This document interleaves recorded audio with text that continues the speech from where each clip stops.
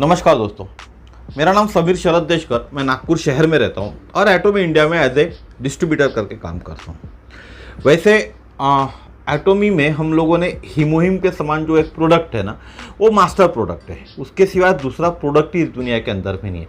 मैं बात करूँ कि 7 अजूबे की बात करते हैं हम लोग, तो ये दुनिया का 8वां अजूबा है जो आपके शरीर के हर चीज़ पे काम करता है। यानी हमारे शरीर में जो यानी ह्यूमन की बात करें, हम ह्यूमन बींग को जो 10,000 बीमारी होती है, उनमें से 70% जो बीमारी होती है वो रक्त के विकारों के कारण होती है, हमारे ब्लड के कारण हो जाती है। तो हमारे ब्लड में कोई वायरस गया, कोई बैक्टीरिया गया, एनी इन्फेक्शन हो गया जिसके कारण हम बीमार गिरते। और 70% बीमारियाँ जब हमारे ब्लड के कारण होती है, और ये ब्लड को प्यूरिफाई करता है, हमारे पूरे बॉडी को डिटॉक्सिफिकेशन करने का काम करता है हीमोहिम, तो हमको रोग मुक्त करता है। अब इसके लिए 10,000, 12,000, 15,000, 20,000 भी खर्चा करने पड़े तो मेरे को नहीं लगता हमारे शरीर के आगे 10-20 हज़ार रुपये मायने रखते। क्योंकि अगर हमारे शरीर का ख्याल अगर हीमोहिम रख रहा है और हम उसमें हमारा शरीर निरोगी हो रहा है, तो मेरे ख्याल से आने वाले दिनों के लाखों रुपए हम बचा सकते। तो आज हम देखने वाले एक टेस्टिमोनी जिसका रोग का नाम है थैलेसीमिया। यह एक प्रकार का बात करें तो ब्लड का ही डिजीज होता है और पूर्वजों से हमको एज ए संपत्ति के तौर पर मिला हुआ होता है। ठीक है, तो क्या होता है थैलेसीमिया ये देखते और फिर बाद में टेस्टिमोनी देखते। तो सबसे पहले थैलेसीमिया क्या है ये देखते। यह एक मानव रोग में खून का विकार है। मैंने आपको पहले बताया ब्लड डिजीज होते हैं बहुत सारे, जिसमें ब्लड में ऑक्सीजन वाहक प्रोटीन सामान्य से कम मात्रा में होते हैं। आप जानते हैं कि हमारे शरीर के अंदर में जो ब्लड होता है, ब्लड में ऑक्सीजन फ्लो होता है और ये ऑक्सीजन ही हमको शरीर को अंदर से ऑक्सीजन देता है। तो अगर ये ऑक्सीजन आपके शरीर में अच्छा रहा ना, तो आपको अगर हॉस्पिटल में आप एडमिट भी हो तो भी ऊपर से बाहर से आपको ऑक्सीजन लगाने की जरूरत नहीं करेंगी। एक टेस्टिमोनी है कल की मेरी, उसमें आपको समझ में आ जाएगा कि जब उनका ऑपरेशन हुआ उसके बाद भी उनको बाहर से ऑक्सीजन लगाने की जरूरत नहीं पड़ी। यह बच्चों में माता पिता से आनुवांशिक तौर पर मिलने वाला रक्त रोग है। मैंने आपको पहले बताया पीढ़ीजात मिलने वाला रोग है। जैसे वंश परंपरा से हमको संपत्ति मिलती है, वैसे रोग भी हमको संपत्ति में मिलते हैं। तो हम संपत्ति लेने के लिए झगड़ते, बहुत सारे कोर्ट केसेस कर देते, लेकिन रोगों के लिए नहीं झगड़ते ना, क्योंकि रोग तो अपने आप ही आ जाते हैं हम में। हमारे जो माता पिता के रोग है, हमारे जो माता पिता में जो अनुवांशिक रोग होते हैं वो हम में डेफिनेटली आना है और आते ही है।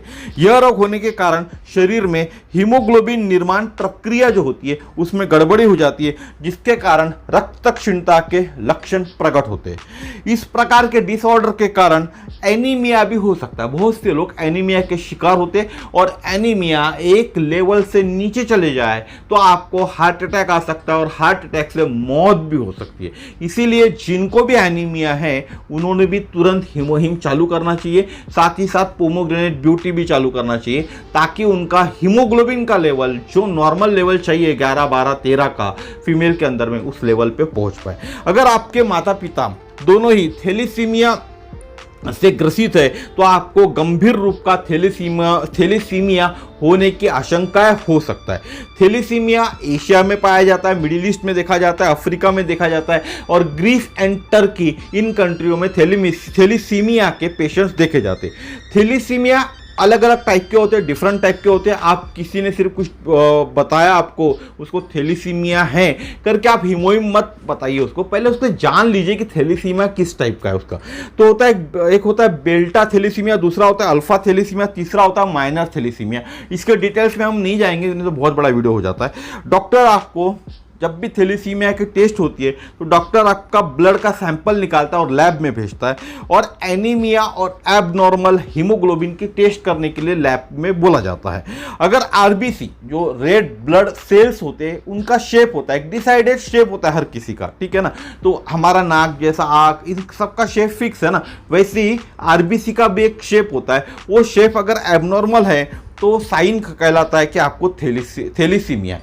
अब थैलेसीमिया के अगर ट्रीटमेंट भी होना चाहिए, बिल्कुल डेफिनेटली ट्रीटमेंट भी है थैलेसीमिया के लिए, लेकिन ये ट्रीटमेंट बहुत कॉस्टली पड़ता है और हो सकता है कभी कभी इससे कुछ और भी चेंजेस हमारे बॉडी में हो सकते हैं। पहला होता है ब्लड का ट्रांसफ्यूजन, यानी हमको बार बार ब्लड चढ़ाना पड़ेगा।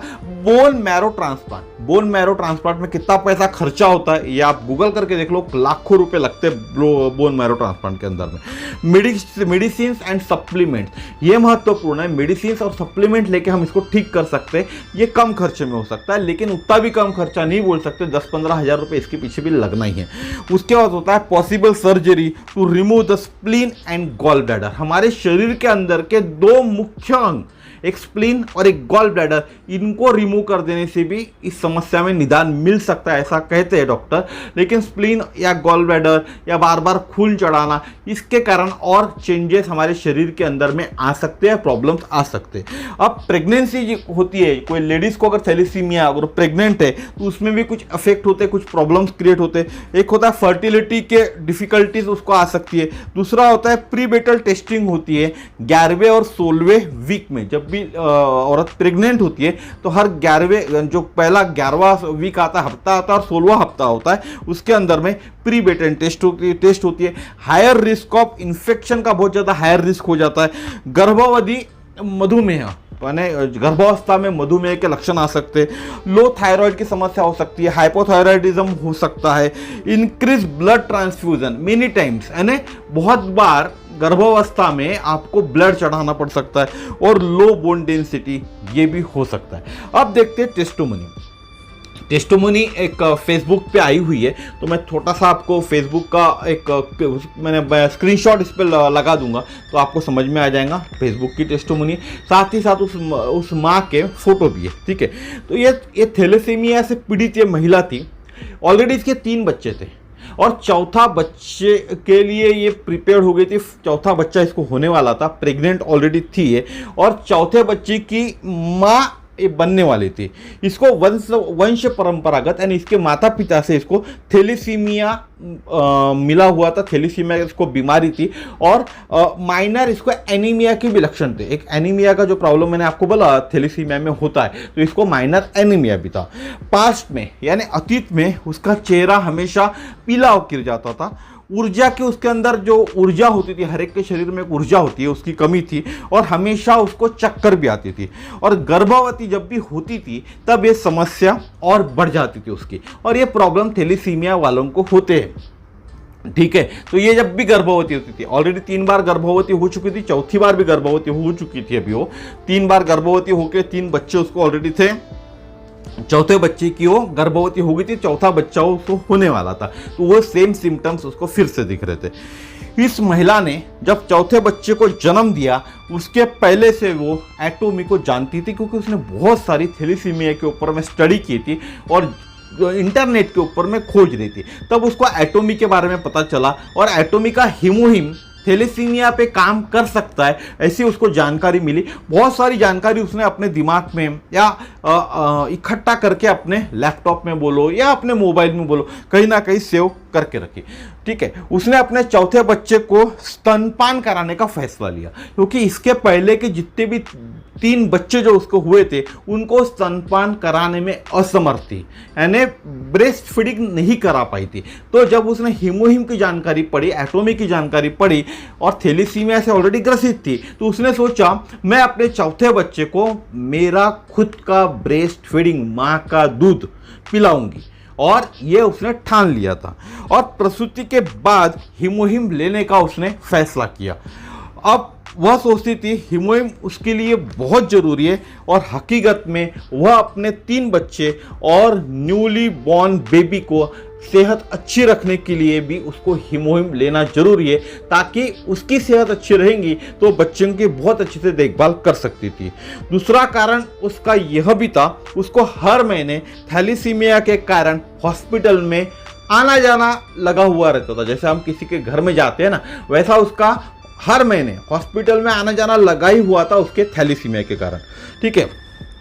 अब उसकी प्रेगनेंसी हो गई। चौथे बच्चे को जन्म देने के बाद 12 दिन बाद उसने रोज हीमोहिम का एक सैचेट अर्ली मॉर्निंग और एक सैचेट इवनिंग को लेना चालू कर दिया। उसने पहले ही डिसाइड कर ली थी कि मुझे हीमोहिम लेना ही है और मेरे बच्चे को मुझे मेरा दूध पिलाना है, ये उसने डिसाइड कर ली थी।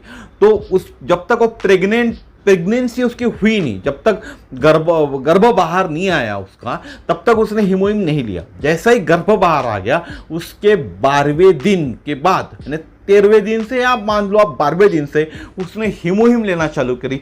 सुबेरे एक हीमोहिम का पाउच लेती थी, शाम को एक हीमोहिम का पाउच लेती थी, और साथ ही साथ उसने यह भी डिसाइड किया था कि वो और कोई दवा नहीं लूंगी। मेरे ख्याल से कैल्शियम, मिनरल्स, इस तरह के टैबलेट्स बाद में लोग डॉक्टर लिख के देते हैं गर्भवती महिला को। तो उसने कोई भी टैबलेट, कोई भी दूसरी दवा लेना सोचा ही नहीं मैं लूंगी करके उसने ठान लिया था। मैं कोई भी डॉक्टर प्रिस्क्राइब दवा लूंगी नहीं, मैं सिर्फ हीमोहिम लूंगी।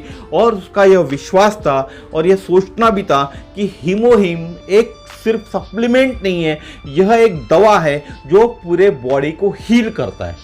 इतना रिसर्च उसने हीमोहिम के ऊपर कर ली थी। आप सोचो, एक प्रेग्नेंट वुमेन है, बच्चे को जन्म दे दिया, बच्चे को जन्म देने के बाद में उसके शरीर के अंदर में बहुत ज़्यादा वीकनेस भी आता है। आप समझ सकते हैं, हमारे घर में जब भी हम कोई महिला बच्चे को जन्म देती है, आप देखते होंगे उसके किस तरह से देखभाल की जाती है। यहाँ तक कि प्रेगनेंसी होने के बाद भी 6 महीने और देखभाल की जाती है उसकी, ठीक है ना। आपने सोचा होगा, देखा होगा, वो डिंग के लड्डू, मोतीचूर, अलग अलग लड्डू, अलग अलग चीज़ें हम लोग खिलाते हैं, हमारे घर में बनते हैं, हमारे पूर्वज जैसा बोलते हैं उस तरह से हम करते। तो इस महिला को जो डॉक्टर ने जो दवा लिख कर दी थी, यानी प्रेगनेंसी की बात की, वो दवा इसने ली ही नहीं और लेनी भी वाली नहीं थी, क्योंकि इसको ये दृढ़ विश्वास था, बिना ज़्यादा किसी से बात किए, सिर्फ एटॉमिक की जानकारी, इसने हीमोहिम की जानकारी इंटरनेट से ली थी। उसके बाद इसको इतना विश्वास हो गया था कि हीमोहिम सिर्फ सप्लीमेंट नहीं है, एज ए हेल्थ सप्लीमेंट नहीं है, ये एक दवा है। क्या है? दवा, मेडिसिन। इस लेडीज को लगता था, इस महिला को लगता था, इसीलिए उसने जो डॉक्टर ने प्रिस्क्राइब करके जो दवा दी थी वो भी नहीं दी थी। इसने हीमोहिम लेना चालू किया और वो फील करने लगी पहले से ज़्यादा हेल्दी और स्ट्रांग। क्योंकि ये फील करने का और एक रीज़न था, क्योंकि जब वो जितनी पॉजिटिव थी हीमोहिम को लेके, आप किसी भी चीज़ को लेके जितना पॉजिटिव रहेंगे ना, उतना ज़्यादा इफेक्ट पॉजिटिव आपके ऊपर आएगा। अगर आपके पास हीमोहिम है और आपने बोला कि मैं आज हीमोहिम लेता हूँ, देखता हूँ क्या फ़र्क मेरे को गिर रहा है, और आपने सोचा यार कुछ भी तो फ़र्क नहीं गिर रहा, तो आपको इम्पैक्ट वैसा आएगा आपके मन से, दिल से। अगर आप पॉजिटिव सोच रहे हो कि ये मैंने हीमोहिम लिया, मैं आज ठीक होने वाला हूँ, तो आप फ़र्क देखिएगा, आपको उसी दिन फ़र्क मिलेगा। लेकिन हीमोहिम तो आप पॉजिटिव हो या निगेटिव हो, हीमोहिम तो वैसा भी काम करेगा, लेकिन as a positive thinker 2 energy काम करती है। हीमोहिम एक एनर्जी है, आपके शरीर के, आपकी पॉजिटिव थिंकिंग की एक एनर्जी है। जब ये दोनों एनर्जी ऐसी प्लस हो जाती है ना, तो ज़्यादा अच्छे से काम करती है। निगेटिव एनर्जी आपके शरीर को और ख़राब करती है और पॉजिटिव एनर्जी आपके शरीर को और अच्छा करती है, ठीक है। इसीलिए मैं बोल रहा हूँ, आप अगर पॉजिटिव थिंकिंग के साथ हीमोहिम लेते हो तो बहुत जल्दी आपके ऊपर अच्छा प्रभाव डाल सकता है। वह यह भी बताती पहले 3 बच्चों को वह उसका दूध यानी ब्रेस्ट मिल्क नहीं पिला पाई थी, क्योंकि उसके ब्रेस्ट में मिल्क ही नहीं बनता था। मैंने आपको पहले भी बताया कि उसके जो पहले 3 बच्चे हुए थे, उन बच्चों को उसने अपना जो माँ का दूध होता है ना, वो नहीं पिला पाई थी, क्योंकि उसके ब्रेस्ट के अंदर में मिल्क का प्रोडक्शन ही नहीं हो रहा था। जब वह चौथे टाइम माँ बनी तो उसने हीमोहिम लेना चालू कर दिया 12वें दिन से, और 1 ईयर अभी तक, जब ये टेस्टिमोनी उसकी बाहर आई तब 1 ईयर 2 मंथ हो गए थे, तब तक उसने अपने बच्चे को अपना खुद का दूध, जो माँ का दूध बोलते, वो पिला चुकी थी। यानी 1 ईयर 2 साल जो महिला ने इसके पहले 3 प्रेगनेंसी में अपने बच्चे को दूध नहीं पिला पाई, क्योंकि उसके ब्रेस्ट के अंदर में मिल्क ही नहीं बनता था, प्रोडक्शन ही नहीं होता था मिल्क का। लेकिन चौथे बच्चे के वक्त 12वें दिन से उसने हीमोहिम लेना चालू किया और उसके ब्रेस्ट के अंदर में मिल्क का प्रोडक्शन चालू होना चालू हो गया। दूध बनना चालू हो गया, और चौथे बच्चे को उसने दूध पिलाना चालू भी कर दी, और अभी तक 1 साल 2 महीने उसने अपने बच्चे को दूध पिला चुकी है। और उसने यह भी बताया, नोटिस किया है ने, कि उसके ब्रेस्ट के अंदर में मिल्क इंक्रीज हो रहा है आफ्टर ड्रिंकिंग हीमोहिम। तो हीमोहिम लेने के बाद में उसके ब्रेस्ट के अंदर में मिल्क का प्रोडक्शन बढ़ गया था, जो था ही नहीं, 0 था पहले, ठीक है। हीमोहिम लेने से वो बढ़ गया, और उसको जो थैलेसीमिया करके जो रोग था उसके अंदर भी उसको इंप्रूवमेंट दिखना चालू हो गया। तो आप सोचिए, एक अनुवांशिक रोग, अनुवांशिक बीमारी जो विरासत में हमको मिलती है, जैसी संपत्ति मिलती है, वैसी इस बीमारी पे भी हीमोहिम ने काम किया। तो आप सोचिए हीमोहिम क्या है, अजूबा नहीं है तो क्या है। इसके बाद भी आपको अगर हीमोहिम पे विश्वास नहीं हो सकता, तो फिर आपके सामने अगर वो सोने की मुर्गी ला के रख दिए और आपको बोला जाए कि मुर्गी सोने के अंडे देती है, तो आप उस पर भी विश्वास नहीं करोगे। आप तो फिर उसको काटोगे और सही में उसके अंदर सोने के अंडे क्या देखने की कोशिश करोगे। तो ये विश्वास करके एक बार, सिर्फ एक बार हीमोहिम ट्राई करो, एक बार। और हीमोहिम ट्राई करने के लिए कुछ ज़्यादा करने की ज़रूरत नहीं है, आप ऑनलाइन मंगा सकते हो। ऑनलाइन मंगाने का क्या प्रोसेस है, उसके लिए मुझे कॉल कीजिएगा। मेरा नंबर है 9325398926। ये मेरा मोबाइल नंबर है, आप इस पर कॉल कीजिए। मैं आपको 100% पूरा जो प्रोसीजर है वो समझा दूंगा। साथ ही साथ आपको जो बीमारी है, जो बीमारी से आप ग्रसित है, उसके लिए भी आप मुझे बात कीजिएगा, तो भी मैं आपको गाइड करूंगा कि आपको कितना हीमोहिम लेना चाहिए, कैसे रहना चाहिए, हीमोहिम के डोजेस कैसे होते हैं, तो डॉक्टर ट्रीटमेंट के साथ कैसे रहना चाहिए, ये सब चीज़ें मैं आपको गाइड करूंगा। कैंसर पेशेंट होंगे, कोई HIV पेशेंट है, हार्ट पेशेंट है, अलग अलग रोगों से आप ग्रसित हो, तो भी ये हीमोहिम आपको काम करेगा। स्पेशली तो मैं कैंसर पेशेंट, HIV पेशेंट्स हैं, हार्ट पेशेंट्स है, किडनी पेशेंट्स है, इनको तो मैं रिक्वेस्ट कर रहा हूं कि आप पहले लीजिए हीमोहिम, ठीक है। अब आपको ये वीडियो कैसा लगा जरूर बताइएगा, कमेंट कीजिए, लोगों तक शेयर कीजिए इस चैनल को, इस वीडियो को, चैनल को सब्सक्राइब कीजिए, ताकि इसी तरह के नए नए वीडियो आपके पास पहुंचते रहे। धन्यवाद, नमस्कार, जय श्री राम।